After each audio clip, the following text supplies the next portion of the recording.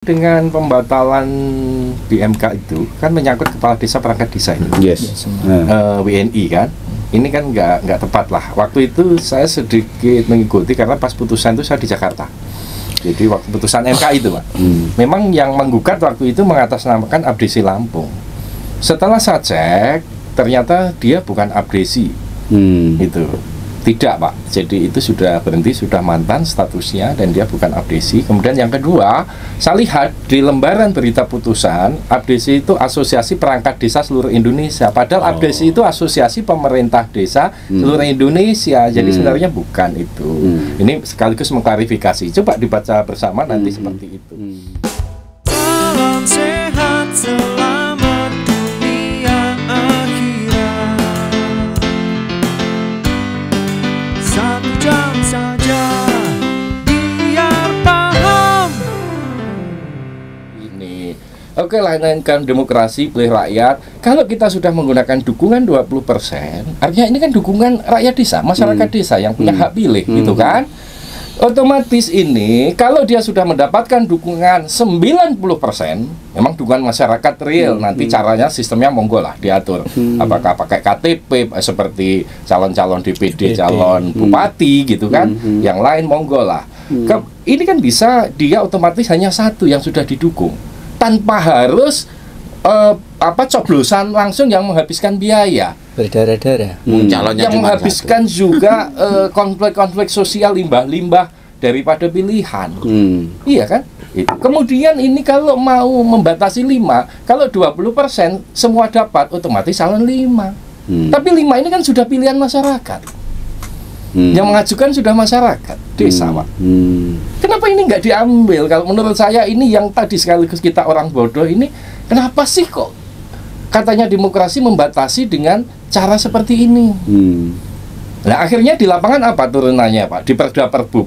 Untuk menyeleksi yang lebih dari 5 calon, maka dengan tes. Nah, ini kan lucu lagi. Ini pemilihan ini kan demokrasi. Kok intelektualitas yang digunakan parameter untuk menggugurkan?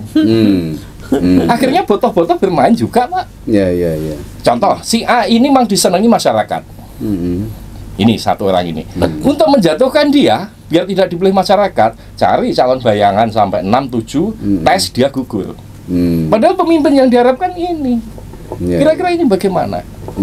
Nah, sehingga ini korelasinya kenapa ada lembaga tadi, sehingga seperti tadi, Pak, untuk menata aturan ini.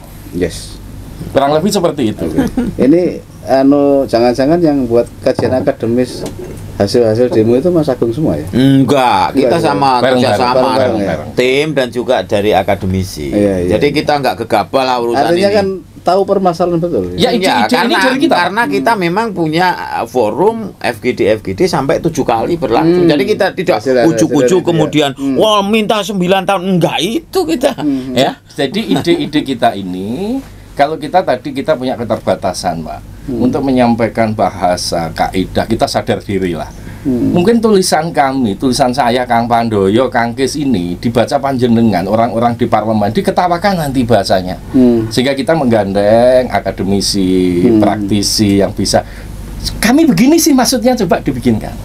Tapi kalau ide orisinal, ide kami desa, nggak ada. Ini ide di belakang kami orang politis, orang ini nggak ada. Jadi ini baru ya.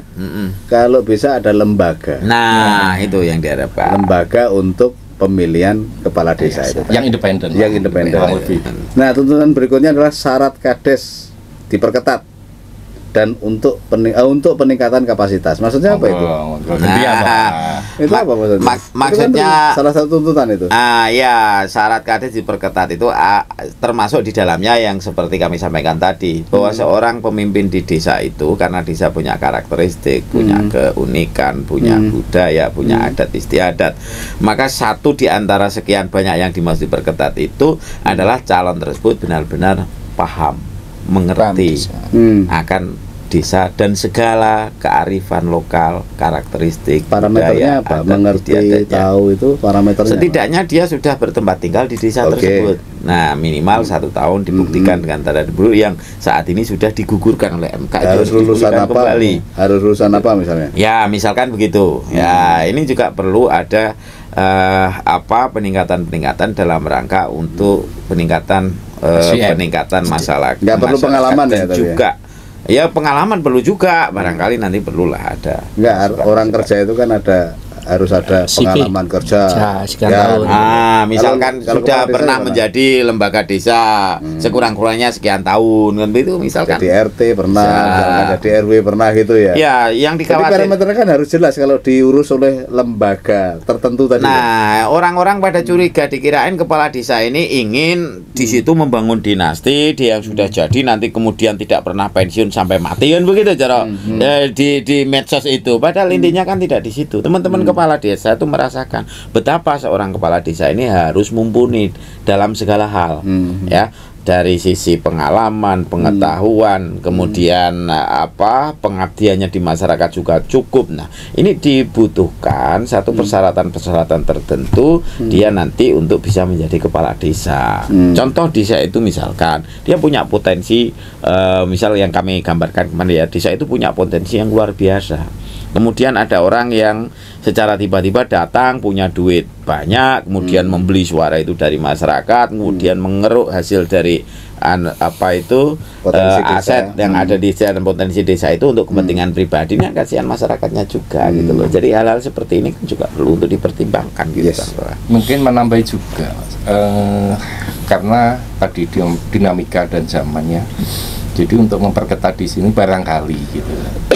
Di samping bahwa seorang pemimpin di desa itu tidak hanya intelektualitasnya saja ya, tetapi bagaimana dia justru memahami rakyatnya di situ kan. Karena belum tentu intelektualitas ini bisa membangun tatkala dia tidak mengerti rohnya desa itu sendiri. Tetapi kalau ini menjadi hal yang nanti menurut kajian akademis bahwa pendidikan itu juga kita hargai dong, mungkin gitu. Sementara ini ijazah minimal kan SMP ya? SMP kan, gitu loh. Apakah nanti mungkin ditingkatkan?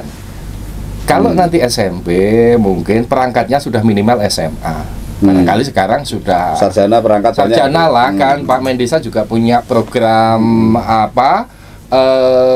RPL. Iya ta, rekognisi pembelajaran lampau gitu, yang pengabdian itu diakui lah, jadi tinggal 2 semester gitu lah, sudah dapat sarjana.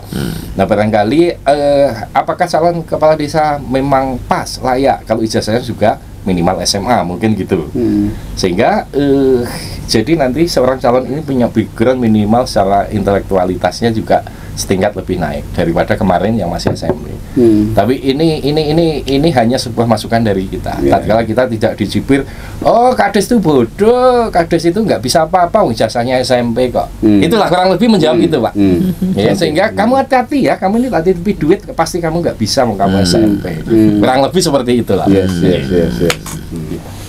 Kemudian yang ke-11, pejabat kades. Kalau kadesnya dilalah berhenti, pejabatnya tuntutannya ini ya, dipilih oleh musyawarah desa, bukan oleh bupati. Ya. Ini maksudnya memang begitu. Ya. Jadi yang sudah berlangsung mau Kang Kes, dengan yang berlangsung itu diatur di PP kemudian di Permendagri kalau nggak salah, bahwa pejabat desa itu diambilkan dari staf kecamatan. Nah ini, jadi yang selama ini berjalan ya semuanya PJ kepala desa itu dari kecamatan. Nah, kenapa sih kok harus begitu? Kita pikirkan saja. Kalau ada kecamatan yang sampai ada 50 desa yang kosong, kira-kira mampu nggak kecamatan menyediakan? Habis ya. Dan pernah terjadi satu orang menjadi PJ di 3 desa itu pernah terjadi ya. Kira-kira mampu nggak dari staf kecamatan itu jadi PJ desa-desa? Ini kenapa itu tidak jadi pertimbangan pada waktu itu kan? Itu. Maka usul kami ya kalau PJ kepala desa ya paling tidak yang mantan ini juga diperhatikan dong. Yang sudah purna ini cobalah diberi kesempatan untuk jadi PJ lagi, kenapa tidak kan berdasarkan hasil seperti dahulu seperti dahulu dahulu itu setelah purna kades masa jabatan selesai itu juga punya hak untuk kompetisi jadi PJ. Dan yang itu menentukan siapa? Masyarakat ya? ketua RT, ketua RW, unsur mungkin ada Patayat, ada PKK, dan unsur ada perempuan lah ormas agama, itu ikut semuanya di sana untuk menentukan siapa PJ ke depan untuk sambil mempersiapkan ini pilkades berikutnya seperti itu. Nah, sebetulnya permintaan kita hanya sederhana itu. Bayangkan kalau di PJ ini kecamatan, ya, kinerja kecamatan gimana? Bahwa padahal kecamatan itu juga sebagai fasilitasi desa. Nah, orang-orangnya sudah jadi PJ, apakah mampu menghormati desa? Ya. Kan jelas nggak mampu. Dan PJ rata-rata kan bukan penduduk setempat. Bukan. Padahal yang namanya kepala desa ini urusannya tidak sebatas pada urusan administrasi. Iya. Ada urusan sosial Bahwa kemasyarakatan. Jok teman saya kades itu yang namanya Agus Haryanto. Jadi kepala desa itu harus tahu panjang kali lebar desa, harus tahu itu. Kalau nggak tahu jangan jadi kepala desa. Itu teman kepala desa yang harus tahu daun yang jatuh. Nah, betul. Tahu di mana ada janda, di mana ada orang miskin, harus tahu seperti itu. Yang terpenting mungkin seperti ini, bahwa ini kan sudah sepakat ya bahwa salah satu dasar munculnya undang-undang desa itu dasarnya kan mengejawantahkan perintah negara di Undang-Undang Dasar 45 pasal 18B ayat 2. Jadi mengakui tradisi budaya yang masih ada yang berlaku kan di situ. Sehingga seorang pemimpin kepala desa itu mestinya mutlak dan wajib mengetahui budaya tradisi di situ. Kebiasaan-kebiasaan. Iyalah, karena di desa contoh Pak, masih kan di Jawa ini kalau orang punya hajat itu kadesnya yang jadi kalau di sini namanya tanduk, Tanduk. Iya. Adat-adat ini masih terbingkai loh. Kemudian ada sedekah bumi, ada manganan, macam-macam itu masih ada. Kalau ini di tatanan ini diisi yang nggak paham gitu kan, ini kan jadi persoalan sebenarnya. Nah inilah mungkin teman-teman semuanya lah, bangsa ini mestinya harus kembali sadar bahwa desa ini kekuatan apa? Bahwa kita lah yang masih sampai saat ini mempertahankan budaya, tradisi, adat yang ada. Terlepas dari berbagai akademisi, ahli mungkin berpendapat desa itu sudah hilang, budayanya tatkala dijajah Belanda. Tetapi kearifan lokal kita masih kok sampai saat ini. Ada selamatan, ada kondangan masih ada. Ini situs-situs masih. Unggah-unggahan, udun-udun juga. Ya, Di tempat saya itu, setiap kali mau hajatan, mau nikahkan putra atau putrinya, itu si punya hajat datang. Pak Enggi, saya minta modal. Minta modal. Sama minta kanggo nutup kendi, nutup kendil. Jadi nih adat di desa saya itu 7 hari sebelum hari H itu beras itu disumpet. Itu yang nyumpet harus berasnya kepala desa. Harus berasnya kepala desa. Kayak gitu. Adat lah ini bagian menurut kan.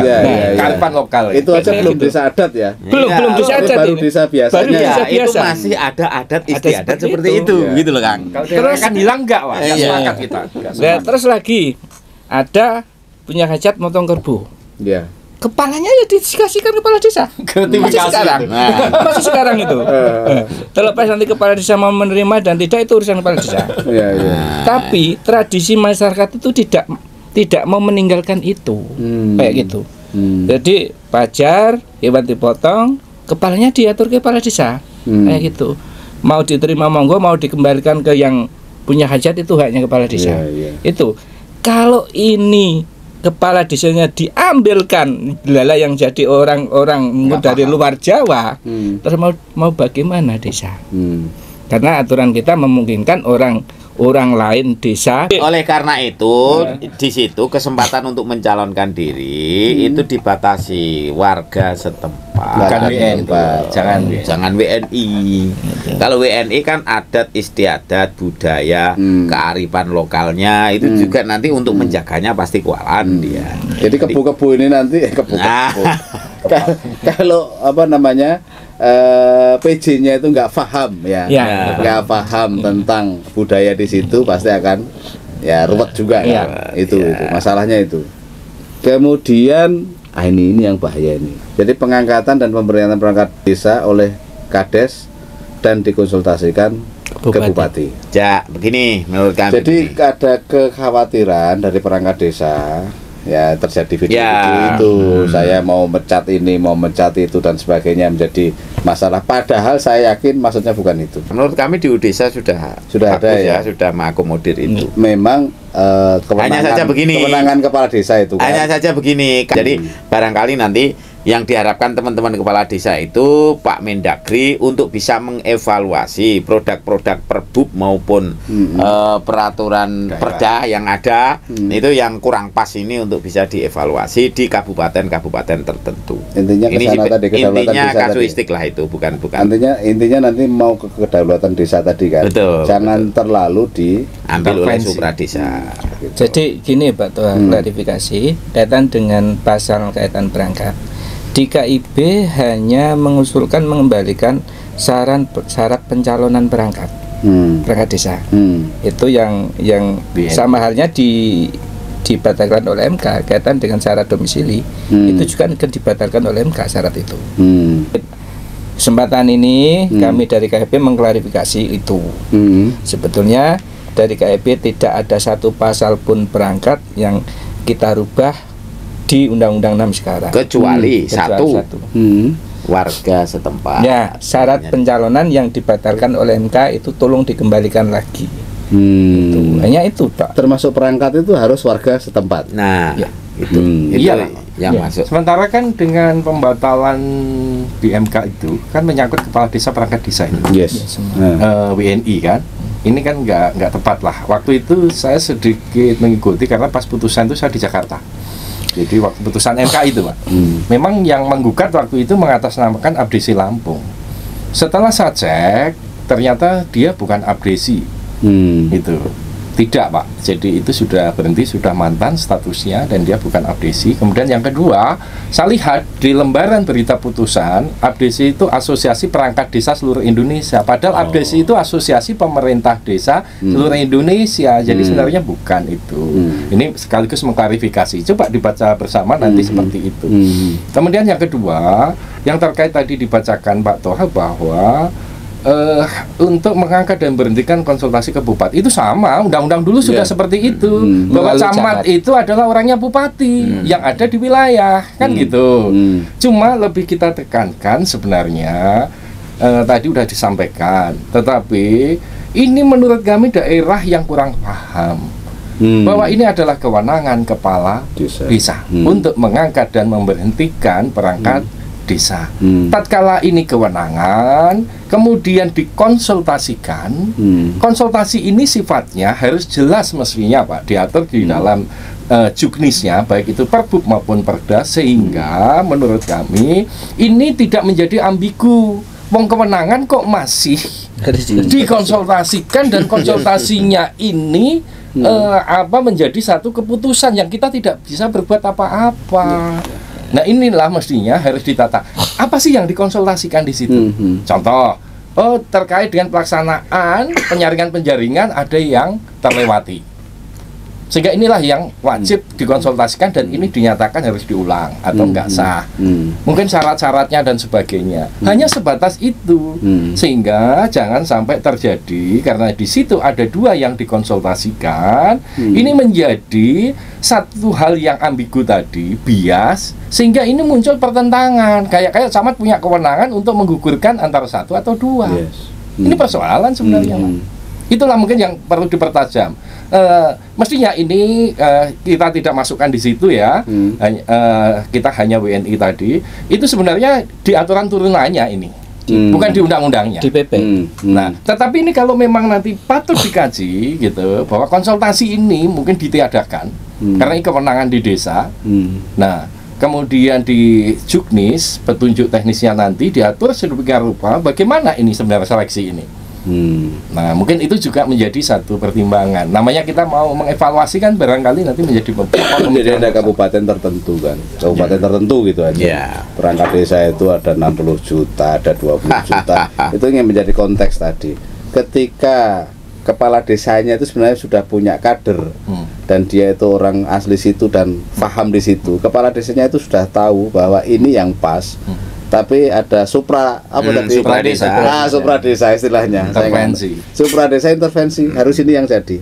Akhirnya sampai ke PT UN, sampai ke MA dan sebagainya, itu kan banyak itu. Kasus ini kan banyak. Nah, mungkin yang dimaksudkan tuntutan itu semacam itu.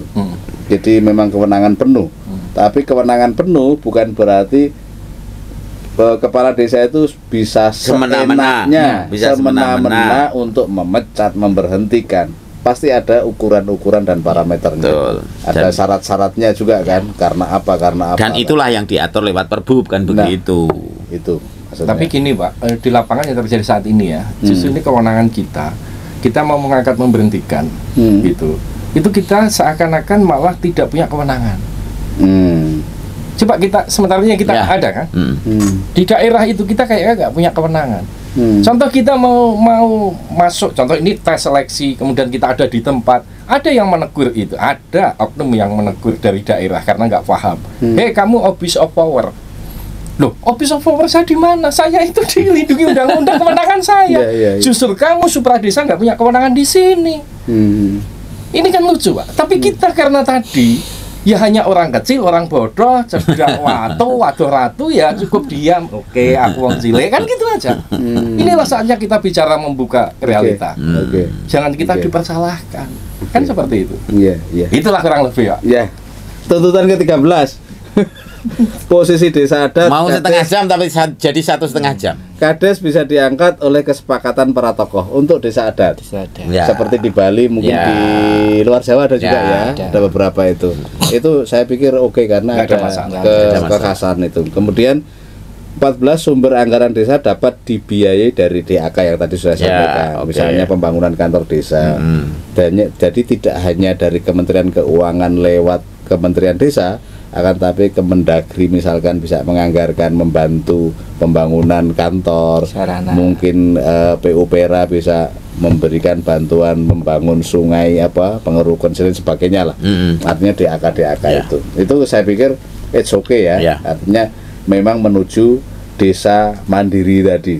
Atau yang pertama itu kan urutannya desa mandiri ya.